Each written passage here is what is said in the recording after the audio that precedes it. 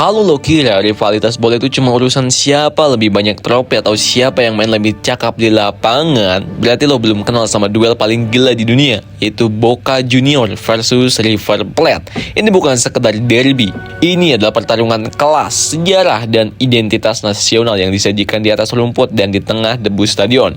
Orang Argentina sendiri bilang, ini bukan pertandingan, ini perang dengan bola sebagai senjatanya. Sebelum masuk ke drama lapangan, kita rewind dulu nih ke tahun 1900-an awal. Boca dan River itu dulunya satu kampung, lahir di distrik pelabuhan Buenos Aires bernama La Boca. Tapi kisahnya kayak sinetron zaman dulu, yang satu cabut ke daerah elit, satunya tetap hidup di tengah suara kapal dan aroma pelabuhan. River itu minggat ke sisi utara kota dan mulai dikenal sebagai klub Los Millonarios karena transfer mahal-mahalnya gitu. Sedangkan Boca tetap identik dengan masyarakat pekerja dan rakyat jelata. Dari situ udah kelihatan jelas, ini bukan sekedar derby, ini pertarungan kelas sosial gitu. Anjir, kesenjangan sosial banget gak sih?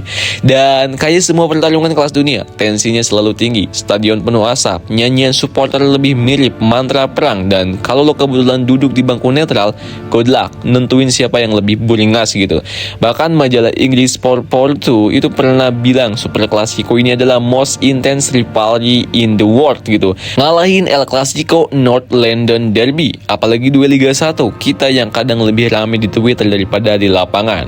Dan yang bikin makin gila bukan cuma fansnya yang berapi-api bro, tapi juga atmosfer pertandingan yang kayak neraka kecil.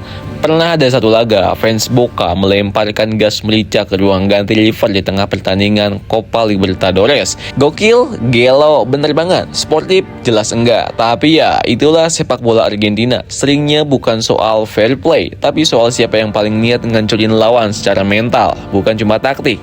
Tapi jangan salah sangka, ini bukan rivalitas barbar semata.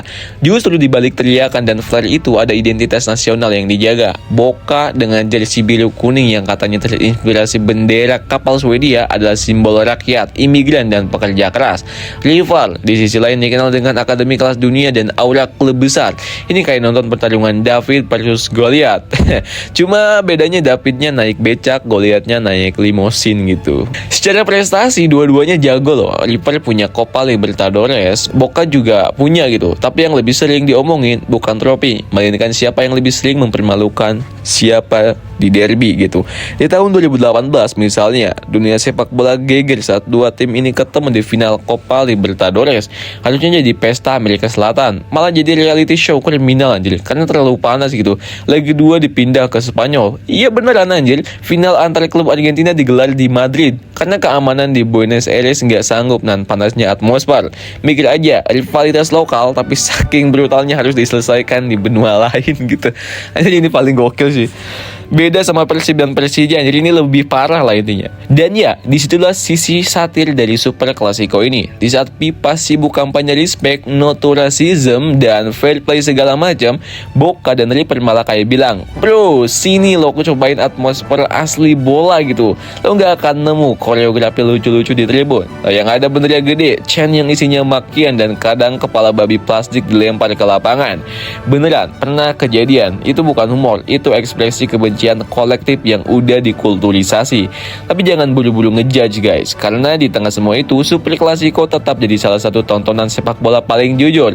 Di sini lo bisa lihat bahwa sepak bola bukan soal siapa yang main lebih cantik, tapi siapa yang lebih siap mati-matian buat lambang di dadanya. Fans rela nyumbang buat moral raksasa, ikutan konvoy tengah malam, bahkan sampai gak nikah beda klub gitu. Di Argentina pacaran beda agama oke, beda klub bisa jadi akhir hubungan anjay gitu. Kakak sih ini lebih parah dari Persib dan Persija pokoknya. Dan lo tahu apa yang paling keren dari rivalitas ini? Waktu keduanya bersatu. Walau jarang banget ada momen-momen ketika Boca dan River bisa sepakat, kayak pas pemain timnas Argentina lagi butuh dukungan di Piala Dunia, atau pas Diego Maradona wafat gitu. Di momen-momen itu lo sadar, sebesar apapun benci antara dua kubu, cinta ke bola tetap yang utama.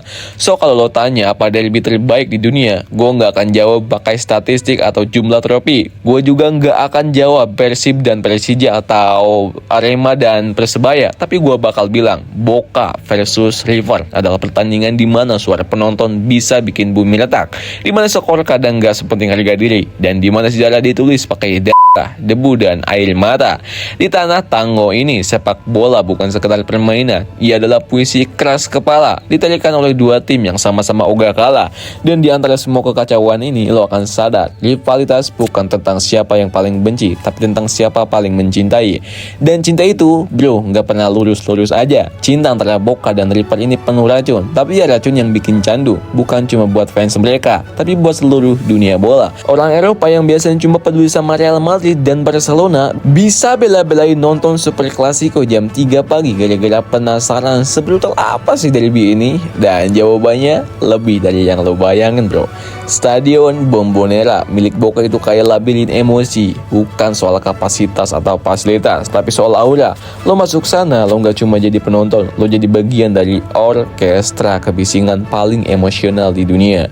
Di sisi lain, Stadion Monumental markas River juga nggak main-main. Mewah, megah, tapi juga bisa berubah jadi mesin takaran mental.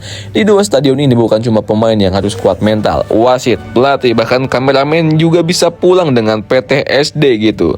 Oh ya, satu hal yang sering dilupain, orang Boca versus River itu bukan cuma milik cowok ya guys. Di Argentina, perempuan juga total banget jadi fans. Mereka juga ke stadion, nyanyi, nangis, dan maki wasit. Ada bahkan yang sampai bikin komunitas diskusi taktik sendiri. Dan ya, rivalitas ini udah masuk ke sepak bola wanita juga. Super Clasico versi perempuan, sama brutalnya, sama panasnya gitu. Dan terakhir, yang paling bikin Super Clasico ini layak diabadikan dalam sejarah bukan cuma karena intensitasnya guys, tapi karena keberlanjutannya. Ini bukan rivalitas musiman, ini udah lebih dari 100 tahun berlangsung dan belum ada tanda-tanda surut. Setiap generasi punya versi Super Clasico-nya sendiri. Dulu mungkin Batistuta lawan Francescoli, sekarang lo punya pemain muda yang udah siap berantem sebelum kick off dimulai. So, gimana bro menurut kalian nih guys?